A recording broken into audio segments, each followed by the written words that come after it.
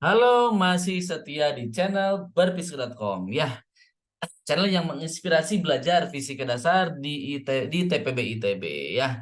Oke, yang belum subscribe, mohon bantu di subscribe-nya ya. Jangan lupa komen, like, dan share ke semua orang yang ada dimanapun. Oke, kita lanjutkan lembar tugas fisika dasar 1A ke 4 ya. Nomor 3 ya, oke. Gambar berikut memperlihatkan tapak atas dari sebuah batang homogen, panjangnya 0,6, masanya M, berotasi secara horizontal, dan berlawanan jarum jam. Berarti ke sini arahnya ya, berlawanan jarum jam ke sini, berarti berputarnya si batang, oke. Nah, kemudian ada partikel dengan massa M per 3 yang bergerak dengan laju 4 meter menumbuk dan menempel batang. Dan si partikel ini gerakannya tegak lurus terhadap si batang. Jadi dia vertikal dari atas lurus ya. Kemudian partikel bentuk batang pada jarak D dari pusat batang. Tentukan besar nilai D yang membuat batang dan partikel diam setelah tumbukan. Nomor B-nya, kemana batang dan partikel berputar jika D-nya lebih besar dari nilai ini. Oke, kita akan jawab dulu ya. Jawab. Nah, teman-teman, ini berkaitan tumbuh menumbuk ya, tumbukan. Teman-teman ingat, kalau tumbukan di gerakan linear atau gerakan lurus, garis lurus, itu namanya momentum linear ya, itu bab 4 ya, yang setelah yang udah ujian ya, babnya ujian di UTS kan ya. Kalau ini tumbukannya berputar, berarti momentumnya namanya momentum sudut ya. Nah, di sini kan tidak ada torsi luar, sedangkan torsi itu kan torsi perubahan laju sudut, momentum sudut per waktu. Jadi tidak ada torsi atau gaya luar yang menyebabkan dia berputar. Ini kan hanya tumbukan murni jatuh sendiri gitu. Jadi tidak didorong dengan apapun ya. Berarti torsi luarnya nol. Nah, akibatnya eh, si turunan atau perubahan dari momentum sudut ini terhadap waktu itu adalah nol. Nah, ingat turunan sesuatu terhadap waktu yang bernilainya nol itu sesuatunya adalah konstanta. Berarti L-nya adalah sebuah nilai konstan. Nah, L itu apa? Momentum sudut. Berarti L sebelum tumbukan itu sama dengan L momentum sudut setelah tumbukan. Oke. Nah, sebelum tumbukan kedua kedua bendanya adalah bergerak.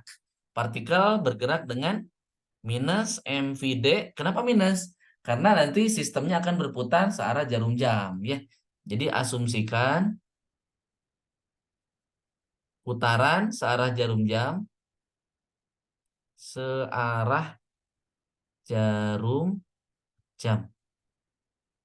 Nah, ini bernilai negatif. Nah, berarti sebaliknya. Jadi kalau berlawanan jarum jam berarti positif ya. Nah, sekarang si batang katanya kan berlawanan jarum jam berputarnya, berarti I kali omega sama dengan nol. Kenapa nol? Karena momentum sudut sistemnya berhenti ya, setelah tumbukan itu mereka berarti sesaat berhenti gitu ya.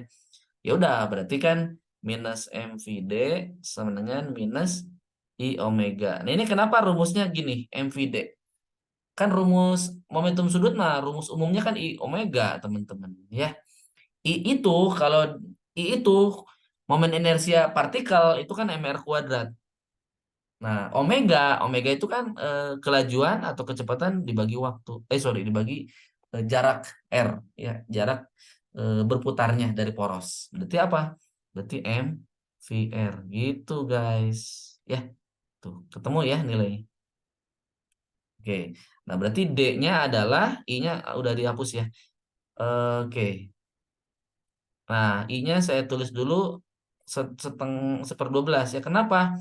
Karena dia itu batang, homogen, dan berotasi di pusat masanya. Jadi seper 12.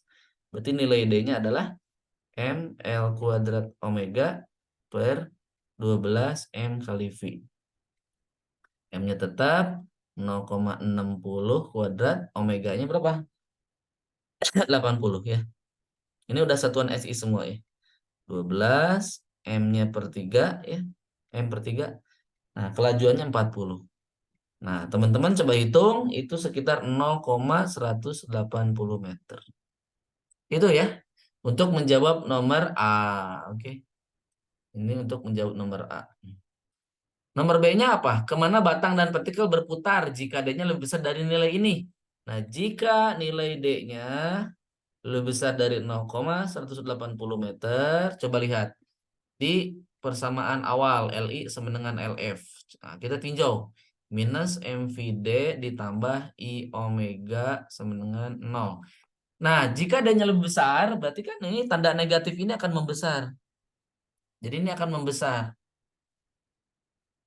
Akan besar lah gitu ya. Kalau ini kan tetap. Artinya apa? Sistem akan negatif itu artinya apa? Sistem akan lebih negatif atau sistem akan bergerak searah jarum jam. Itu jawabannya ya. Jadi sistem itu siapa? Batang dan partikel.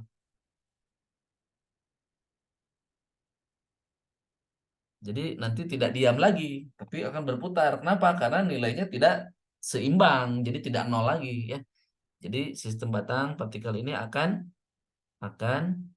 bergerak searah jarum jam ya. Oke, itu mungkin ya untuk menjawab nomor 3 ya.